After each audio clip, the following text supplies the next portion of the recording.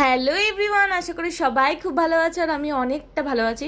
আগের মিনি ব্লগে তো তোমাদেরকে আমি বলেইছিলাম যে সৈকত আর আমার বাড়ি থেকে আশীর্বাদ ঠিক হয়েছে, আর সেই কথা মতো সকালবেলা সবাই মিলে পৌঁছে গেছে সৈকতের বাড়িতে। আর সেদিনকে আমার মা আশীর্বাদ অনুযায়ী সৈকতকে চেন দিয়ে আশীর্বাদ করেছে এবং তাছাড়া ঘড়ি আর বস্ত্র দিয়ে আমাদের বাড়ি থেকে আশীর্বাদ করা হয়েছে। স্পেশালি আমাদের বাড়িতে এইগুলোই দেয়।